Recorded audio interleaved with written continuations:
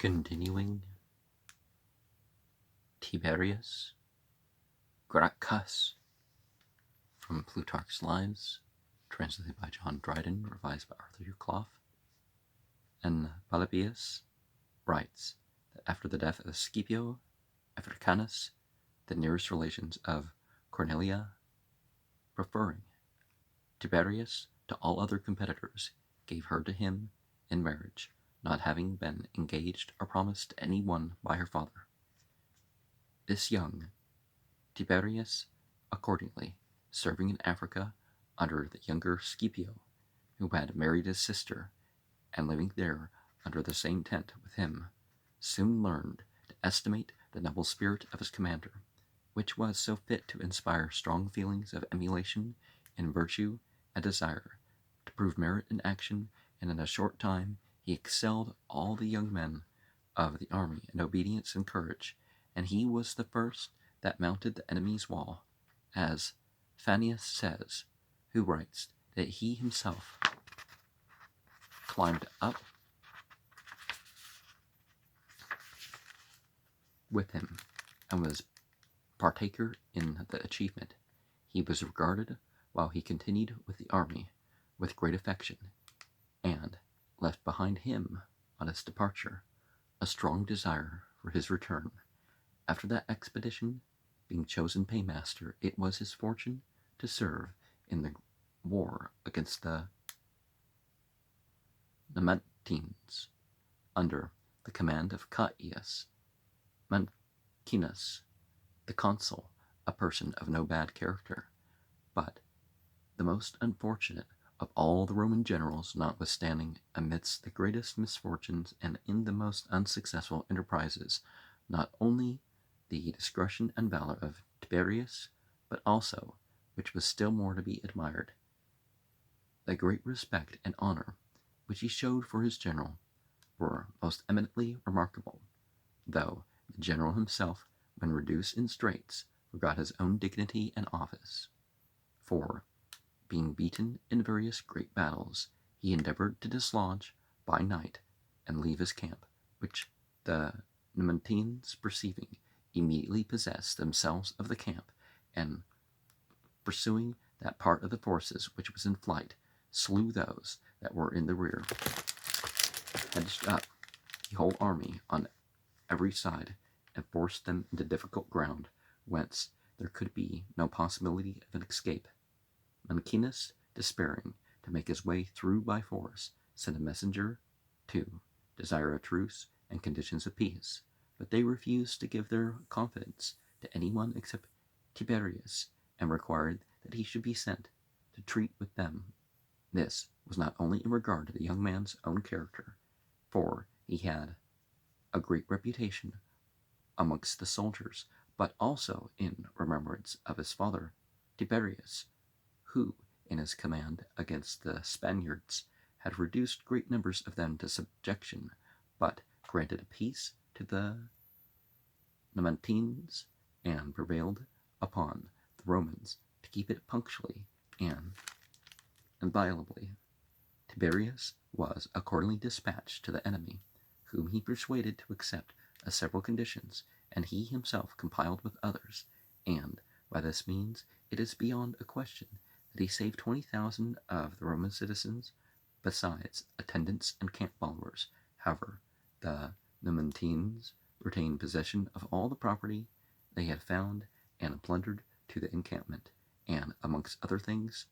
were Tiberius's books of accounts containing the whole transactions of his quaestorship, which he was extremely anxious to recover, and therefore, when the army were already upon their march, he returned to Numantia, accompanied with only 3 or 4 of his friends, and making his application to the officers of the Numantines, he entreated that they would return him his books, lest his enemies should have it in their power to reproach him with not being able to give an account of the moneys entrusted to him. The Numantines joyfully embraced this opportunity of obliging him, and invited him into the city. As he stood hesitating, they came up and took him by the hands and begged that he would no longer look upon them as enemies, but believed them to be his friends and treat them as such.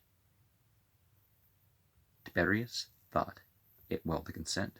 desirous as he was to leave his books returned, to have his books returned, and was afraid lest he should disoblige them by showing any distrust. As soon as he entered into the city, they first offered him food, and made every kind of entreaty that he would sit down and eat something in their company. Afterwards they returned his books, and gave him the liberty to take whatever he wished, for in the remaining spoils he, on the other hand, would accept of nothing but some frankincense, which he used in his public sacrifices, and bidding them farewell with every expression of kindness, departed. When he returned to Rome, he found the whole transaction censured and reproached as a proceeding that was base and scandalous to the Romans, but the relations and friends of the soldiers, forming a large body among the people, came flocking to Tiberius, whom they acknowledged as the preserver of so many citizens, imputing to the general all the miscarriages which had happened. Those who cried out against what had been done urged for imitation the example of their ancestors, who stripped and handed over to the Samnites not only the generals who had consented to the terms of release, but also all the quaestors, for example, and tribunes who had in any way implicated themselves in the agreement, laying the guilt of perjury and breach of conditions on their heads. But in this affair, the populace, showing an extraordinary kindness and affection for the Tiberians, indeed voted that the consul should be stripped and put in irons, and so delivered to the Numantines, but for the sake of Tiberius, spared all the other officers. It may be probable also that Scipio, who at that time was the greatest and most powerful man among the Romans, contributed to save him, though indeed he was also censured for not protecting Moncinus too, and that he did not exert himself to maintain the observance of the articles of peace which had been agreed upon by his kinsman and his friend Tiberius. But it may be presumed that the difference between them was for the most part due to ambitious feelings, and to the friends and reasoners who urged on Tiberius, and as it was, it never amounted to anything that might not have been remedied.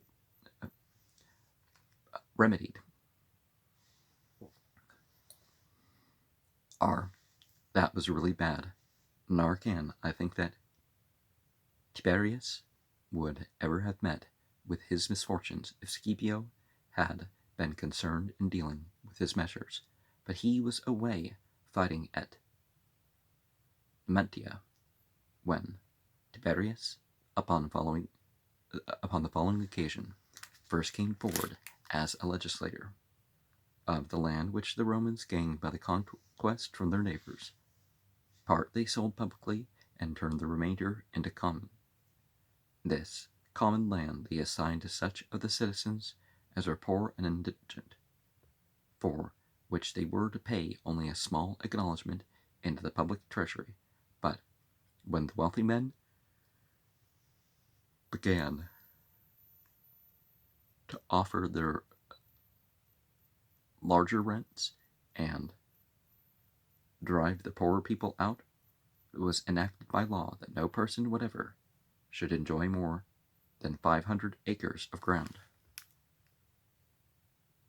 This act, for some time, checked the avarice of the richer.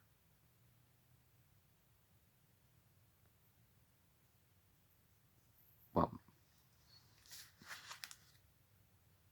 better would have been to check the behavior directly, but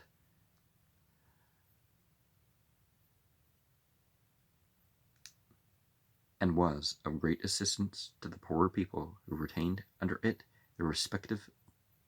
portions of ground. Well, see, if they were losing their fair portions of ground,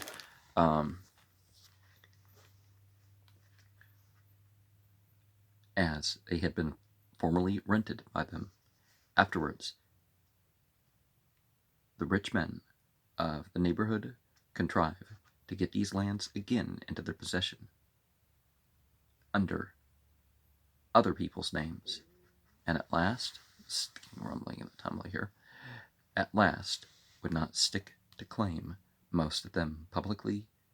in their own. The poor, who were thus deprived of their farms, were no longer either ready, as they had formerly been, to serve in war, or careful in the education of their children, insomuch that in a short time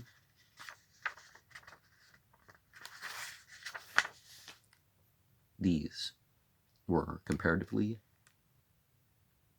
there were comparatively few free men remaining in all Italy, which swarmed with workhouses full of foreign-born slaves. These the rich men employed in cultivating their ground, of which they dispossessed the citizens. Caius Laelius, intimate friend of Scipio, undertook to reform this abuse, but meeting with opposition from men of authority, and fearing a disturbance, he soon desisted, and received the name of the wise or the prudent, both which meanings belong to the Latin word sapiens,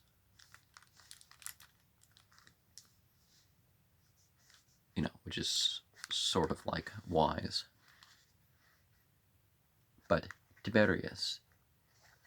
being elected tribune of the people, entered upon that design without delay, at the instigation, as is most commonly stated, of Theophanes, the rhetorician, and Blasius, the philosopher. Theophanes was a refugee from Mytilene. The other was an Italian of the city of Cuma, and was educated there under Antipater of Tarsus, who afterwards did him the honor to educate some of his philosophical lectures to him. Some have charged Cordelia, the mother of Tiberius, with contributing towards it, because she frequently upbraided her sons, that the Romans as yet rather called her the daughter of Scipio than the mother of Gracchi. Others again say that Spurius Postumius was the chief occasion. He was a man of the same age with Tiberius, and his rival for reputation as a public speaker, and when Tiberius, at his return from the campaign, found him to have got far beyond him in fame and influence, and to be much looked upon, he thought to outdo him by attempting a popular enterprise of this difficulty and of such great consequence.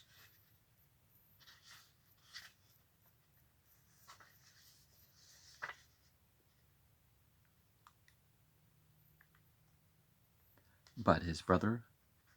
Caius had left us in writing, and when Tiberius went through Tuscany to Numantia, and found the country almost depopulated, there being barely any free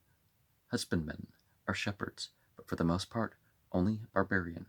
imported slaves, he then first conceived the course of policy which in the sequel proved so fatal to his family, though it is also most certain that the people themselves chiefly excited his zeal and determination the prosecution of it by setting up writings upon the porches, walls, and monuments, calling upon him to reinstate the poor citizens in their former possessions. However, he did not draw up his law without the advice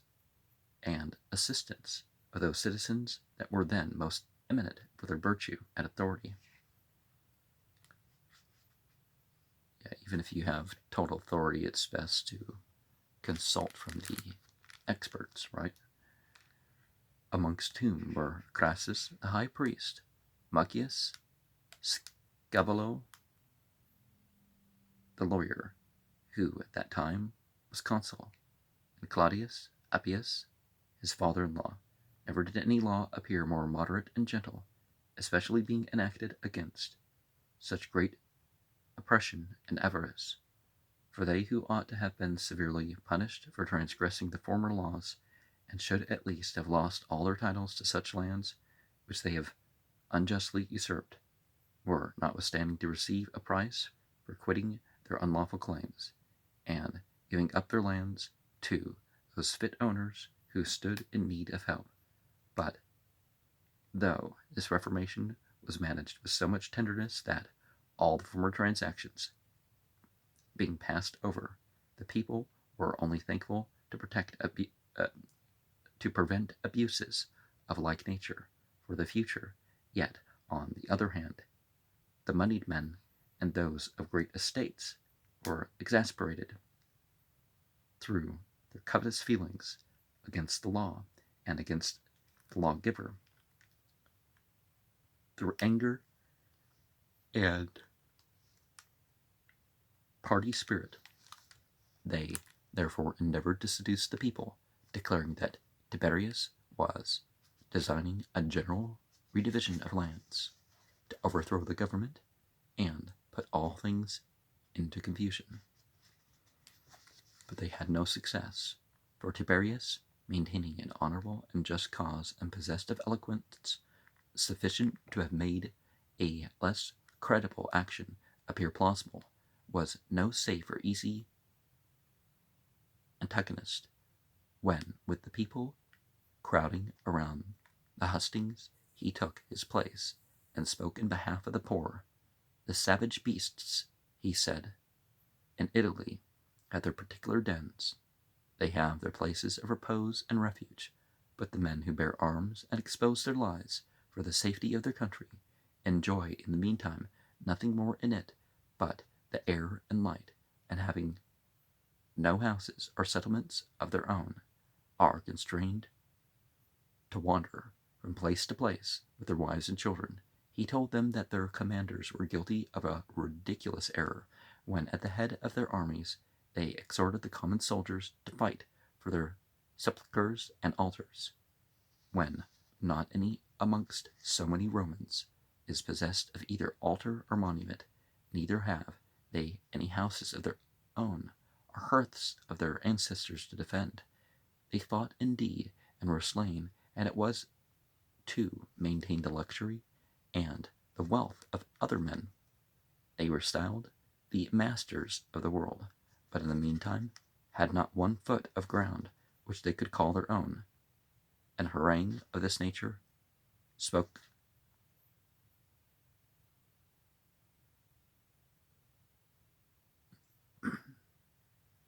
spoken to an enthusiastic and sympathizing audience by a person of commanding spirit and genuine feelings, no adversaries at that time were competent to oppose. Forbearing, therefore, all discussion and debate, they addressed themselves to Marcus Octavius, his fellow tribune, who, being a young man of a steady, orderly character, and an intimate friend of Tiberius, upon this account declined at first the task of opposing him, but at length, overpersuaded with the repeated importunities of numerous considerable persons, he was prevailed upon to do so, and hindered the passing of the law, it being the rule that any tribune has a power to hinder an act, and that all the rest can effect nothing, if only one of them dissents. Tiberius, irritated at these proceedings, presently laid aside the milder bill, but at the same time preferred another, which, as it was more grateful to the common people,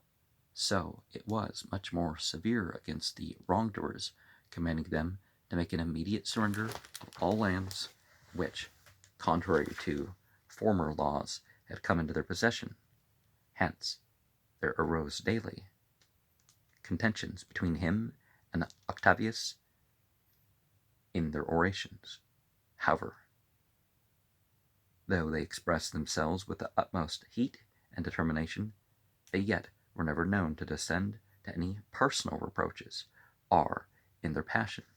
to let slip any indecent expressions, so as to degrade from one another, for not alone in revellings and Bacchic play, but also in contentions and political animosities, a noble nature and a temperate education stay and compose the mind, observing that Octavius himself was an offender against this law, and detained a great quantity of ground from the community, from the commonalty. Tiberius desired him to forbear opposing him any further, and proffered for the public good, though he himself had but an indifferent estate, to pay a price for Octavius's share in at his own cost and charges. But upon the refusal of this proffer by Octavius, he then interposed an edict prohibiting all magistrates to exercise their respective functions till such time as the law was either ratified or rejected by public votes. He further sealed up the gates of Saturn's temple, so that the treasurers could neither take any money out from thence, nor put any in. He threatened to impose a severe fine upon those of the praetors who presumed to disobey his commands, insomuch that all of the officers, for fear of this penalty, intermitted the exercise of their several jurisdictions. Upon this, the rich proprietors put themselves into mourning, and went up and down, melancholy and dejected.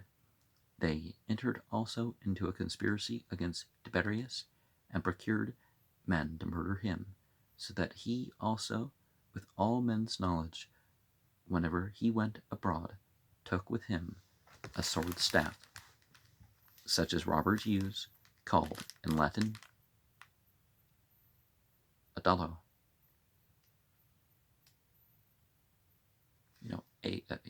D-O-L-O. There's not an A at the front of that, but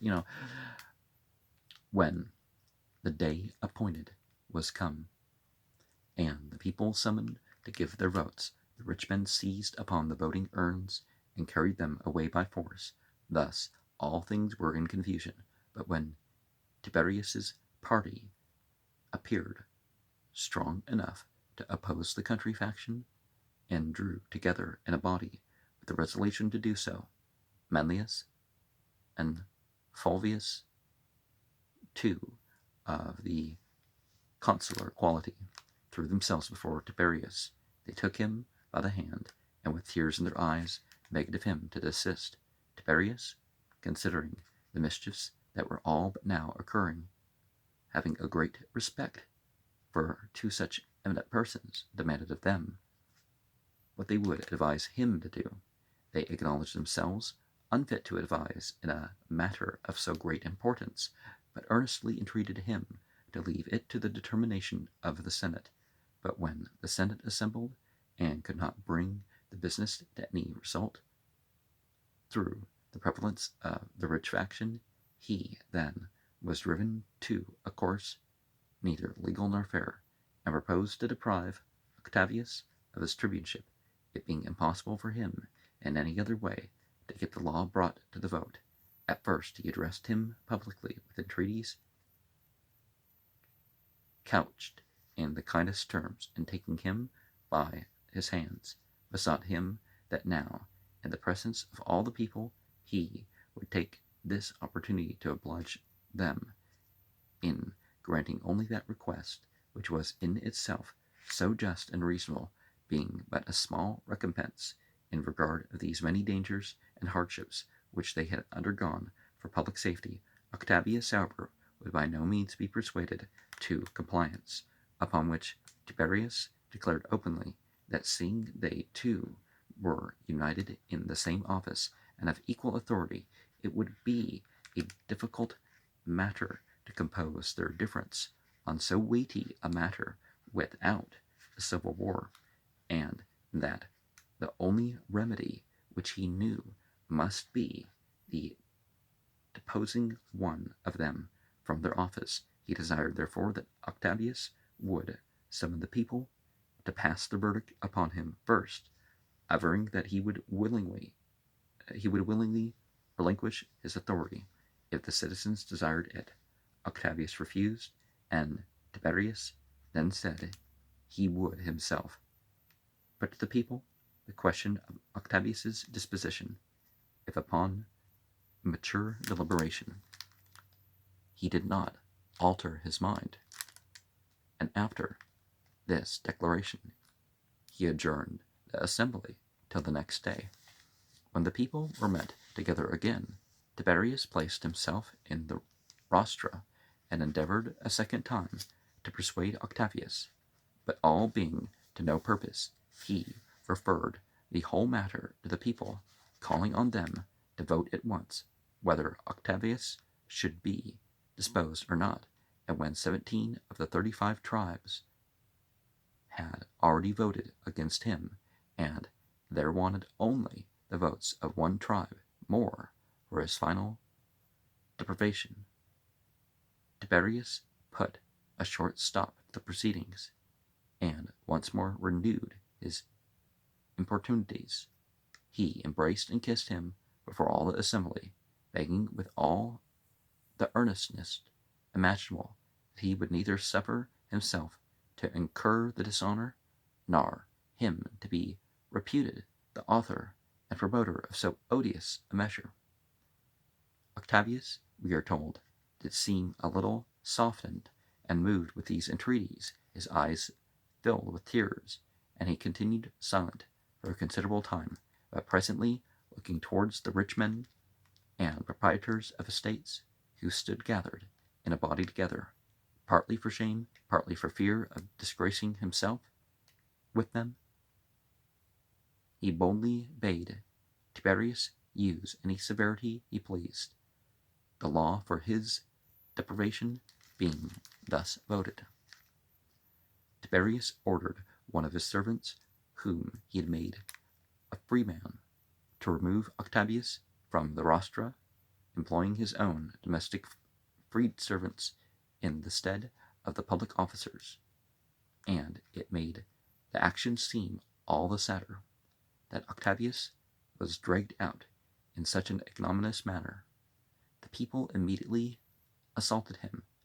whilst the rich men ran in to his assistance. Octavius, with some difficulty, was snatched away and safely conveyed out of the crowd, though a trusty servant of his, who had placed himself in front of his master that he might assist his escape in keeping off the multitude, had his eyes struck out, much to the displeasure of Tiberius, who ran with all haste, when he perceived the disturbance, to appease the rioters. This being done, the law concerning the lands was ratified and confirmed, and 3 commissioners were appointed to make a survey of the grounds, and see the same equally divided. There was Tiberius himself, Claudius Appius, his father-in-law, and his brother Caius Gracchus, who at this time was not at Rome, but in the army under the command of Scipio Africanus before Numantia. These things were transacted by Tiberius without any disturbance, none daring to offer any resistance to him, besides which he gave the appointment as tribune in Octavius's place, not to any person of distinction, but to a certain Mucius, one of his own clients. The great men of the city were therefore utterly offended, and, fearing lest he grew yet more popular, they took all opportunities of affronting him publicly in the Senate House, for when he requested, as was usual, to have a tent provided at the public charge for his use, while dividing the lands, though it was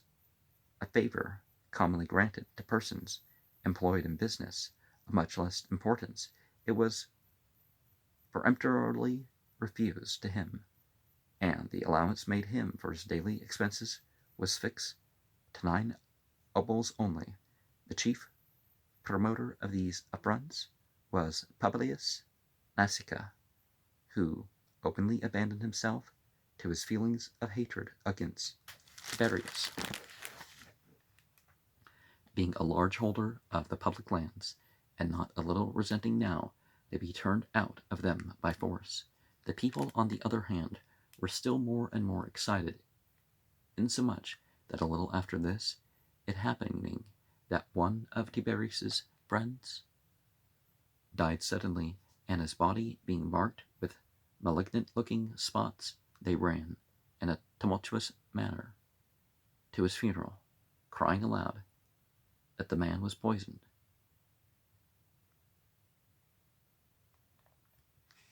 Now, I don't know the nature of the spots. Could have been some sort of illness, but we're not making medical claims because, they took the bier upon their shoulders and stood over it, while it was placed on the pile, and really seemed to have fair grounds for their suspicion of foul play, for the body burst open, and such a quantity of corrupt humors issued out, that the funeral fire was extinguished, and when it was again kindled, the wood still would not burn, insomuch that they were constrained to carry the corpse to another place, where with much difficulty it took fire. Besides this, Tiberius, that he might incense the people yet more, put himself into mourning, brought his children amongst the crowd, and entreated the people to provide for them and their mother, as if he now despaired of his own security. Now, nowadays, the more common thing is that the embalming fluid, they get, the preparation for the burial, well, for the funeral, that they ended up being alive, but that finally kills them. And sometimes you hear people on the funeral pyres. People are just wrapped in a sheet and rinsed off and wrapped in a sheet. It saves lives and it saves resources. All these chemicals and piles of wood and stuff like this for something that's going to rot on the ground, or maybe it's not going to rot on the ground, but still, it's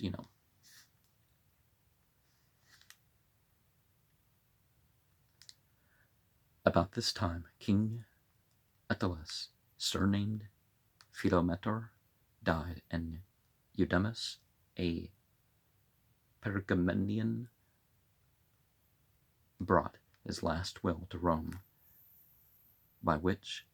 he had made the Roman people his heirs.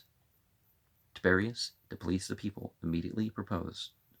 making a law that all the money which Attalus left should be distributed among such poor citizens as were to be sharers of the public lands, for the better enabling them to proceed in stocking and cultivating their ground. And as for the cities that were in the territories of Attalus, he declared that the disposal of them did not at all belong to the Senate, but to the people, and that he himself would act their pleasure herein. And I guess I'm going to stop there.